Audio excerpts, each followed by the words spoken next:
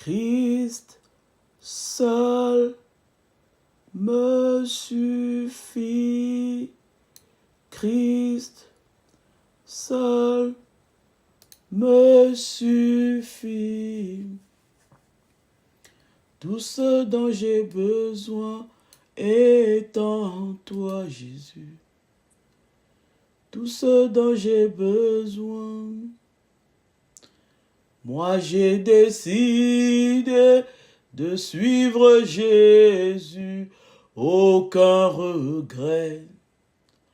Aucun regret. Oui, j'ai décidé de suivre Jésus. Aucun regret. Aucun regret. La croix devant moi, le monde derrière moi. Aucun regret. Aucun regret. La croix devant moi, le monde derrière moi. Aucun regret. Aucun regret. Moi j'ai décidé de suivre Jésus. Aucun regret. Aucun regret.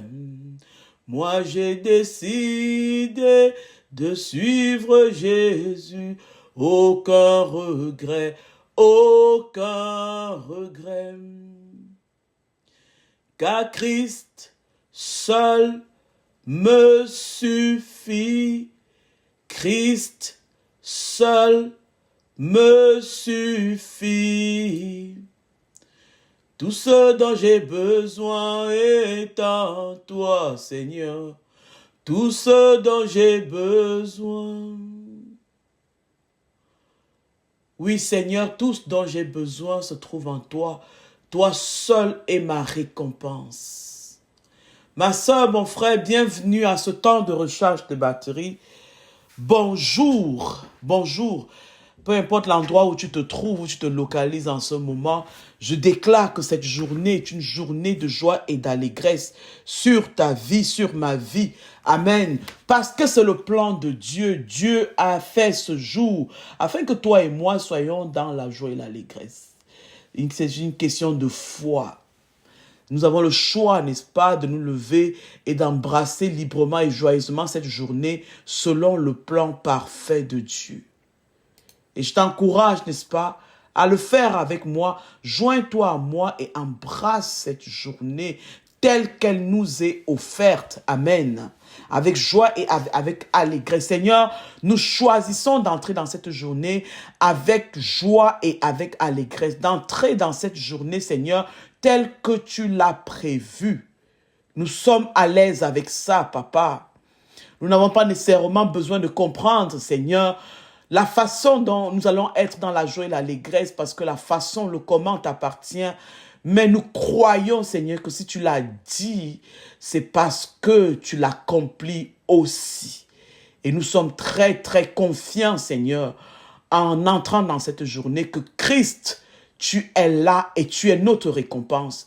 Toi seul, Seigneur, nous suffit. Et tout ce dont nous avons besoin se trouve en toi et en toi seul, Seigneur Jésus. Merci. Père, nous te bénissons, nous te rendons grâce, premièrement pour cette journée, mais aussi pour la vie que tu nous donnes, parce que sans cette vie, nous ne pouvons pas expérimenter le plan que tu as pour nous aujourd'hui. Nous te disons merci, Seigneur, même au-delà, Seigneur, des vicissitudes de la vie, même au-delà, Seigneur, des défis qui se présentent devant nous, nous voulons être reconnaissants, Papa, être reconnaissants pour la vie que tu nous donnes. Nous sommes reconnaissants. Et nous croyons, Seigneur, que tu domines sur toutes les circonstances de nos vies, parce que tu domines sur les nations, tu domines sur la terre. Oui, à cette heure, nous nous arrêtons et nous le réalisons. Nous prenons conscience que quel que soit ce que nous pouvons vivre, quels que soient les défis auxquels nous faisons face, Seigneur, tu domines là-dessus. Tu les connais tous. Tu connais toutes ces situations. Rien ne t'est nouveau, Papa. Et ça nous réconforte. Ça nous rassure encore aujourd'hui. Nous te prions, Père, d'être celui qui pardonne nos péchés encore aujourd'hui. D'être celui qui ôte le poids de l'iniquité sur nos vies. Nous te prions. Nous te prions que ta miséricorde nous localise, nous couvre, nous remplisse. Remplis-nous de ta miséricorde, Seigneur. Pardonne nos péchés. Nous nous présentons à toi comme nous sommes ce matin. Pardonne nos péchés. Ôte le poids de l'iniquité sur nos vies. Instruis-nous, Seigneur, pendant la marche. Remplis-nous de force durant cette marche, Seigneur. Sois notre Dieu. Sois l'Éternel, Dieu Tout-Puissant, sur nos vies, sur nos circonstances. Sois encore aujourd'hui notre seule et unique récompense. Nous te bénissons, Seigneur, et nous te rendons grâce encore aujourd'hui. Merci pour Jésus. Merci de t'être donné toi-même à la croix pour nous. Merci d'avoir payé notre facture, d'avoir tout réglé. Et de nous avoir rendu la vie sauve. Une vie de liberté. La liberté, pas comme le monde la décrit, mais la liberté comme toi, tu me l'offres, Jésus. Grand merci. Et donne-nous de dire comme le chantre le dit si bien, nos yeux sur toi, Jésus, la croix devant nous et le monde en arrière de nous. Aide-nous à garder les yeux sur toi, notre seule et unique récompense, Jésus, notre souverain bien. Tu es notre souverain bien, Jésus. La joie de notre salut. Notre grande paix, c'est toi, Seigneur Jésus. C'est pour cela que nous croyons que toi seul, tu nous suffis. Parce que tout ce que nous pouvons avoir besoin se trouve en toi, Jésus. Nous sommes si reconnaissants, Jésus, pour tout ce que tu as fait. Et pour ton esprit que tu nous donnes encore aujourd'hui. L'esprit de vie. Qui vient vivifier nos corps mortels. Qui vient redonner la vie à tous les aspects, n'est-ce pas, morts de nos vies. L'esprit de résurrection. L'esprit de courage et d'audace en nous, qui nous donne de nous lever pour un temps comme celui-ci, pour répondre à l'appel de Dieu, pour entrer dans notre destinée. Seigneur, merci pour cet esprit, pour ton Esprit Saint qui vit en nous et qui œuvre en nous, à travers nous, autour de nous. Merci pour ton Esprit Saint que tu nous donnes pour nous conduire sur les chemins de la justice. Saint-Esprit de Dieu, ce matin, nous te disons merci et nous te donnons carte blanche. Prends le contrôle, Esprit de Dieu. Prends le contrôle. Remplis-nous de toi. Remplis-moi de toi, Esprit de Dieu. Dis-le lui à l'endroit où tu es. Saint-Esprit de Dieu, remplis-moi. Remplis-moi, j'ai besoin de toi. Recharge mes batteries encore aujourd'hui. Recharge-moi de toi. Donne-moi une intelligence renouvelée. Un discernement nouveau. Fais-moi connaître la volonté de Dieu aujourd'hui. Seulement la volonté de Dieu.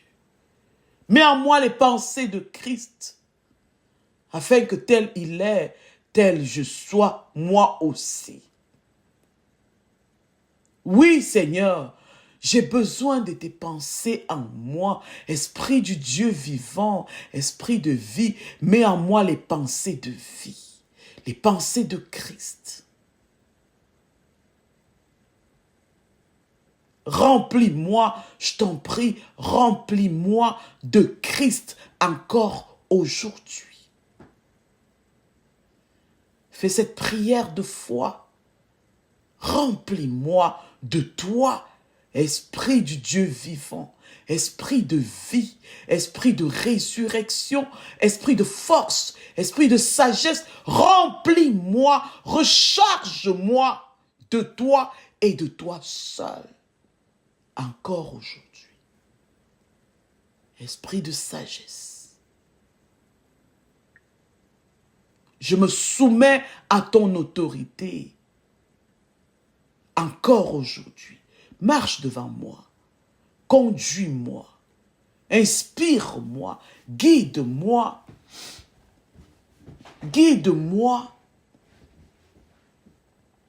Et en même temps, sois celui qui en moi accomplit les desseins de Dieu pour ma vie aujourd'hui. Sois celui qui, à travers moi, met en branle le plan parfait de Dieu pour aujourd'hui. Saigne-moi de force et de courage pour un temps comme celui-ci. J'ai besoin de toi, Esprit du Dieu vivant. J'ai besoin de toi, esprit de vie, esprit d'audace. J'ai besoin de toi. Remplis-moi de toi encore aujourd'hui. Sois la seule et unique source de ma force, de ma joie. Sois mon souverain bien encore aujourd'hui. Et dans ta présence, Seigneur, nous croyons, Papa, que tu nous guéris. Que tu guéris nos corps physiques. Que tu guéris nos âmes blessées. Dans ta présence, Seigneur, nous croyons, Papa, que tu nous restaures dans nos pensées. Tu nous restaures dans notre bonne santé. Nous croyons, Papa, que tu restaures nos relations, que tu nous fais du bien.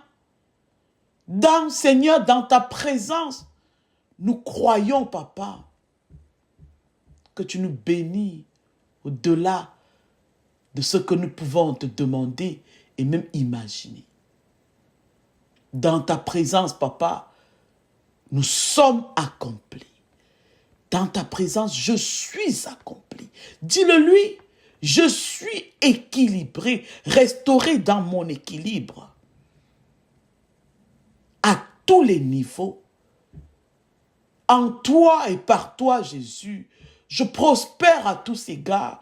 Je suis en bonne santé, comme prospère l'état de mon âme. En toi et par toi, Jésus, ma vie porte du fruit. Et le monde voit toutes ces bonnes œuvres de ma vie et te donne la gloire à toi et à toi seul, Père. Qu'aujourd'hui, Seigneur, soit effectivement ce jour de joie et d'allégresse dans chacune de nos vies. À toi l'honneur, à toi la gloire, à toi la sagesse, à toi la richesse, à toi toute l'action de grâce, encore pour aujourd'hui. C'est dans le nom puissant de Jésus-Christ, Père, que nous t'avons ainsi prié. Amen. Amen. Béni sois-tu, toi qui es assis sur le trône et qui règnes en majesté. Oui, Seigneur, toi seul nous suffit. Nous te choisissons encore aujourd'hui sans aucun regret. Aujourd'hui, nous te choisissons, Jésus. Et nous sommes à l'aise avec ça. Et nous te donnons, Seigneur, la permission d'œuvrer, de déployer ton plan dans nos vies pour un temps comme celui-ci. nous avons confiance en toi. Toi qui nous as appelés, qui nous as établis, afin que nos vies portent du fruit, pour un seul but, que le nom de Dieu soit glorifié, pour un temps comme celui-ci. Ma soeur, mon frère, une fois de plus, bienvenue à ce temps de recharge de batterie. Aujourd'hui, nous lisons dans Esther, au chapitre 4 à 6, n'est-ce pas? Et dans Marc 6. Et Dieu nous dit à travers ce passage, n'est-ce pas? Dieu nous montre que nous sommes dans une saison où il place ses enfants de façon stratégique afin que ces derniers jouent un rôle déterminant dans l'accomplissement de son plan. Et souvent, nous avons peur, nous doutons, nous nous sentons insuffisants. Mais Dieu nous rappelle que notre position, notre don et notre influence ne sont pas un hasard. Non, ce n'est pas un hasard. L'endroit où Dieu t'a placé, ce n'est pas par hasard où tu t'y trouves en ce moment.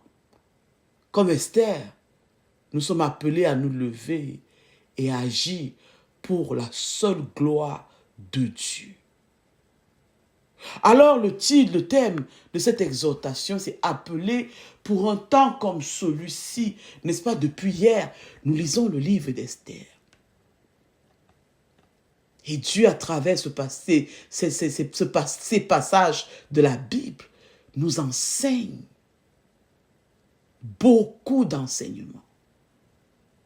Les instructions que nous recevons, les enseignements que nous recevons, des conseils que nous recevons, une sagesse même qui est transmise à travers cette parole de Dieu. Amen. Et à travers ces chapitres que nous lisons aujourd'hui, je vais vous partager trois leçons puissantes, n'est-ce pas?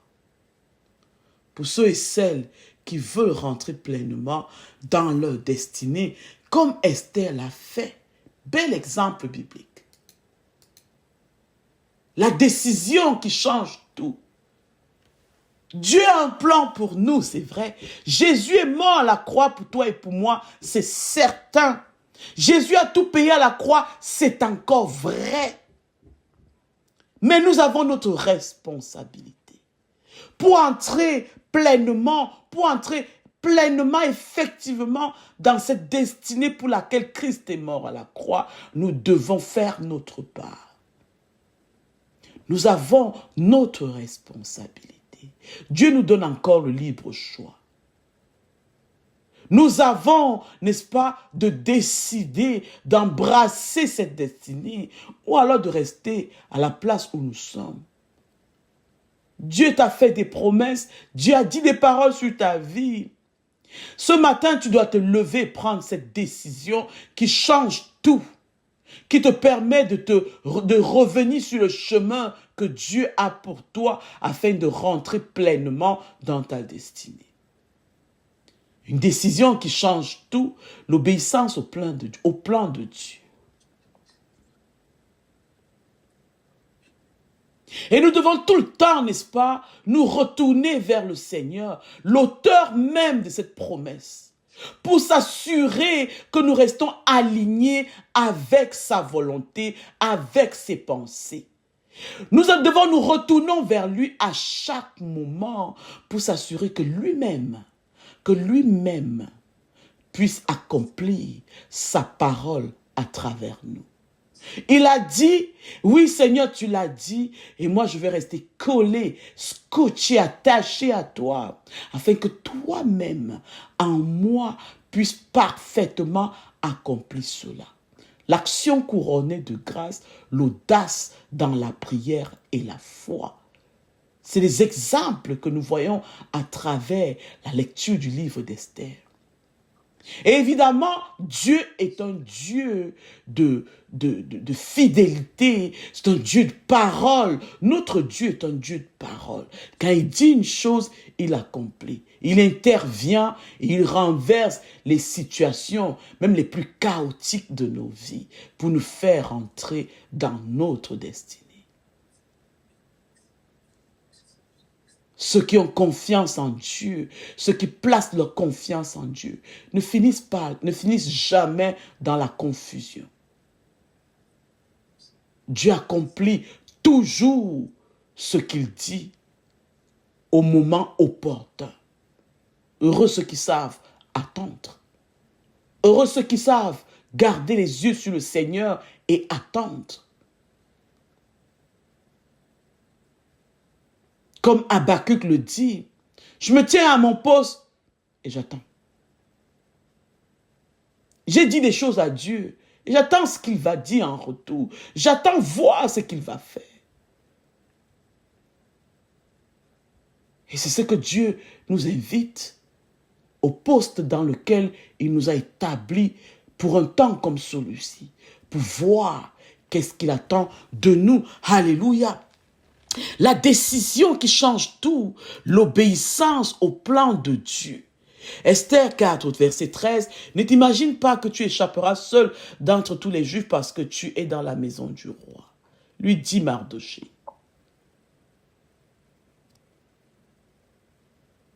Lorsque Mardoché avertit Esther du danger qui plane sur son peuple, elle a deux choix, rester silencieuse ou risquer sa vie pour intercéder auprès du roi. Elle choisit de répondre à son appel, malgré la peur. Hier, je disais que obéir ne veut pas dire que tu n'as pas peur. Obéir, c'est avoir la foi au-delà de la peur. Obéir, c'est garder tes yeux sur Dieu, même si tu ressens la peur, et de juste avancer tel que tu entends Dieu te demander de faire. Imagine que Dieu t'appelle, que tu sens dans ton cœur en ce moment un appel à servir Dieu dans un ministère, mais tu ne fais qu'hésiter par peur du regard des autres. Ah, qu'est-ce que les gens vont dire? Ah ben, qu'est-ce que je vais dire que les autres n'ont pas encore dit? Tu es unique. Et l'appel de Dieu sur ta vie est unique. Ton appel est plus grand que tes craintes, parce que celui qui t'appelle est celui qui va l'accomplir. Ne laisse pas la peur t'empêcher de te lever. Amen. La deuxième chose, l'action couronnée de grâce, l'audace dans la prière et la foi. Esther 4, 16 dit, Mardoché va rassembler tous les Juifs qui se trouvent à Suse, jeûnez pour moi. Moi aussi je jeûnerai de même. Et après quoi, j'entrerai chez le roi. Contrairement à la loi, si je dois périr, je périrai. Esther ne se précipite pas à l'action sans consulter Dieu. Elle prend le temps de jeûner et de prier avant d'aller vers le roi.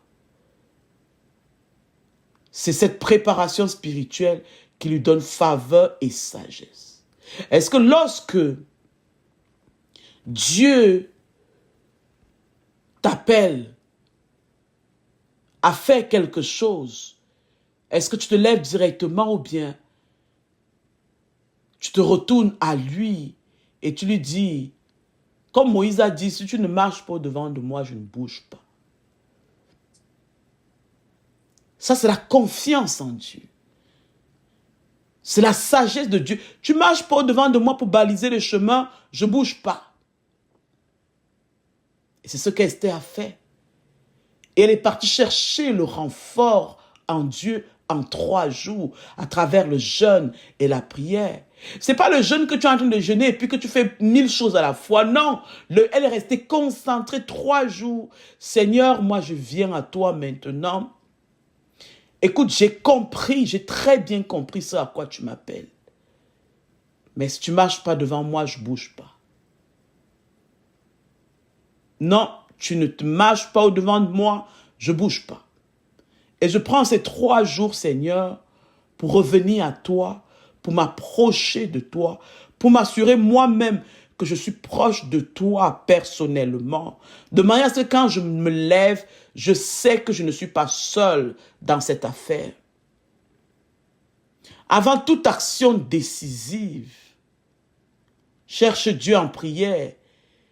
Il t'ouvrira les portes, même les plus improbables, les portes les plus impossibles.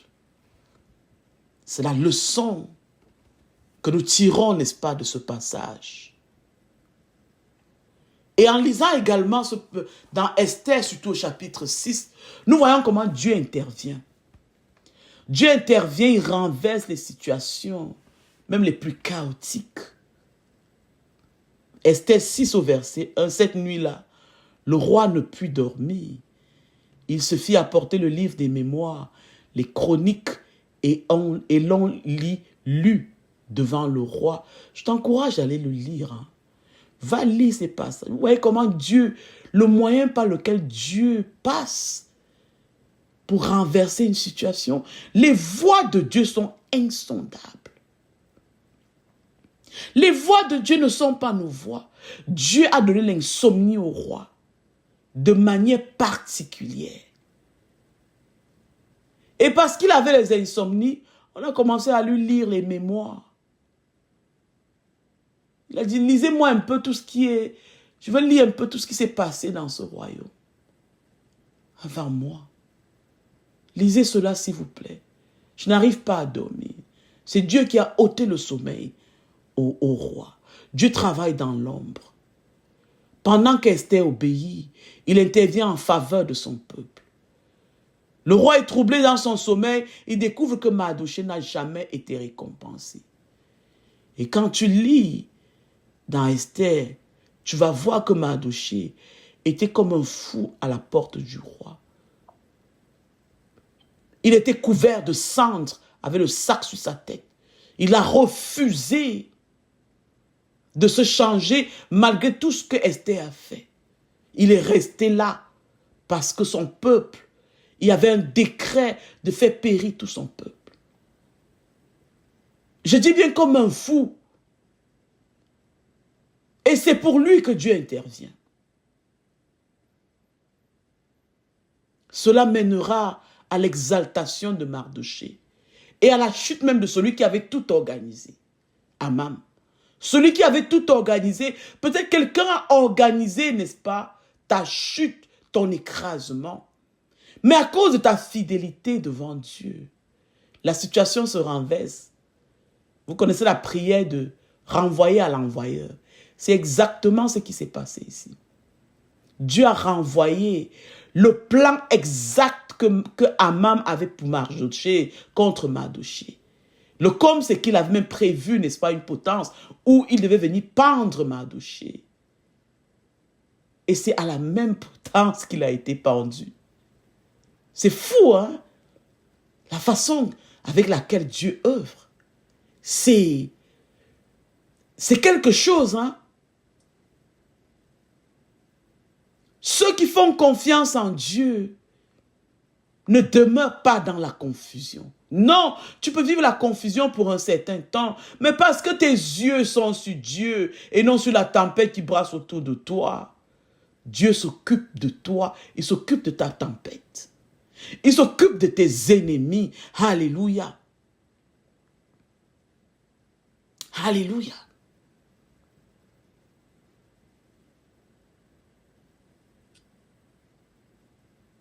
L'intervention de Dieu. Dans Marc 6 au verset 22, on voit la fille d'Hérodia qui entra et dansa. Elle plut à Hérode et à ceux qui étaient à table avec lui. Le roi dit à la jeune fille, demande-moi ce que tu voudras et je te donnerai. Ici, en contraste avec Esther, nous voyons une femme qui utilise son influence pour le mal. La fille d'Hérodiade demande la tête de Jean-Baptiste et elle obtient gain de cause. Cela montre que l'influence peut être utilisée pour notre bien, pour le bien de ceux qui l'entourent ou pour le mal. Mais nous choisissons, comme Esther, d'utiliser notre influence pour le bien. Pour le bien. Oui, parce que quand tu es attaché au Christ, tu es influent. à l'endroit où il t'a établi.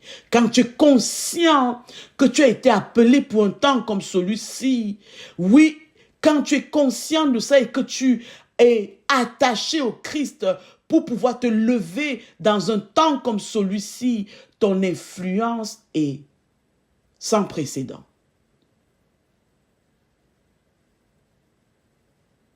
Et nous, étant donné que notre influence nous vient de l'Esprit de Dieu en nous, elle ne peut que faire du bien, n'est-ce pas, pour la vie de ceux qui nous entourent.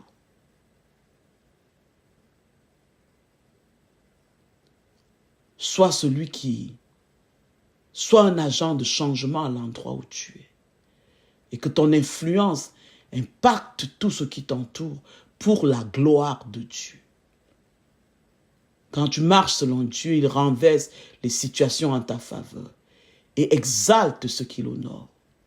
Voilà comment notre Dieu agit. Alléluia. Un Dieu fidèle. Un Dieu fidèle. Notre Dieu est fidèle. En conclusion, c'est là où je chute. Dieu nous dit à toi et à moi, l'heure est venue de se lever pour un temps comme celui-ci. Tout comme Esther, nous sommes nés pour un temps comme celui-ci. Oui, ne sous-estime pas ta position actuelle. Ce n'est pas par hasard. Ce n'est pas un hasard que tu sois là où tu es aujourd'hui.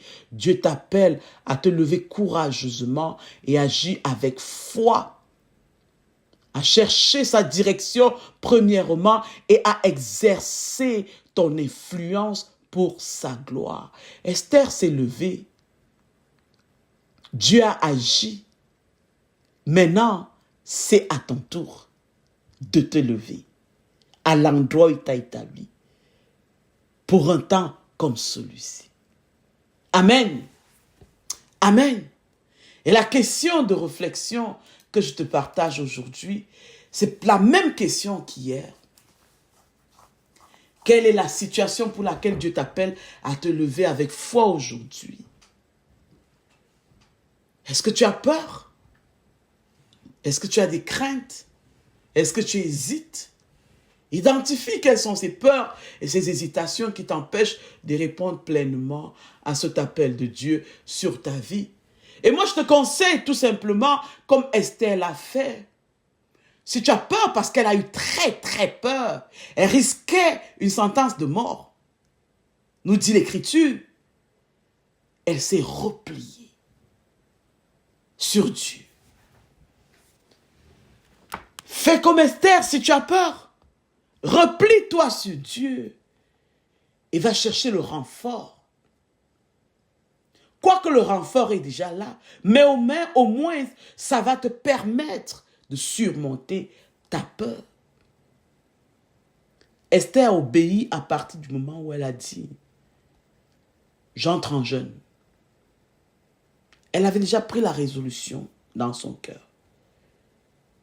Elle a obéi à partir du moment où elle a dit « Seigneur, tu l'as dit, je l'ai entendu, je viens vers toi maintenant, je m'approche de toi pour prendre tous les outils de force, d'audace, de courage dont j'ai besoin. Pour m'assurer que tu marches au-devant de moi et que tu m'accordes ta faveur, n'est-ce pas, à travers le roi. Je prie aujourd'hui que cette exhortation t'encourage à te lever et à embrasser ta destinée en Christ. La décision se prend aujourd'hui. La décision qui change tout en obéissant au plan de Dieu. En te retournant vers Dieu, n'est-ce pas, pour avoir le courage et l'audace que tu as besoin. Et en même temps, en sachant que Dieu est celui qui intervient pour renverser nos situations, même les plus chaotiques. Afin que de victoire en victoire, nous marchons selon son plan, accomplissons, n'est-ce pas, les œuvres qu'il a prévues d'avance, afin que nous les pratiquions dans un temps comme celui-ci. Que le monde voie ces bonnes œuvres de notre vie et qu'il donne toute la gloire, toute l'honneur et toute la magnificence à notre Dieu et à lui seul. C'est au nom puissant de Jésus-Christ, ma soeur, mon frère, que nous avons prié. Je te souhaite une excellente journée dans sa présence. Le défi d'aujourd'hui, c'est de partager ce message avec quelqu'un qui a besoin d'être encouragé dans son appel et sa marche avec Dieu. Partage ce message. Partage-lui toutes les leçons que nous avons tirées de Esther 1 à 6. Si tu les as trouvés bons, ne les garde pas pour toi seul. Partage. Alors relève le défi d'aujourd'hui et que notre Dieu soit glorifié. Amen. Amen. Amen. Bonne journée.